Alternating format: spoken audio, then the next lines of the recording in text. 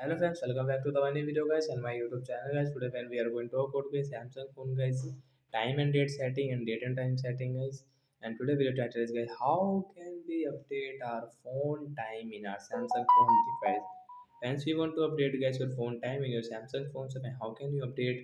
Today friends, I will show you. I will tell you in this video guys. So before starting video, friends, first of all, go and subscribe the channel, click the bell icon, like the video. Friends, now let's see how can we update our phone time. Friends, open your phone setting guys. After on phone setting guys, we will search here guys, direct guys, date and time setting guys. So friends, you can see date and time guys, tap here. Friends, you can see date and time guys, tap here.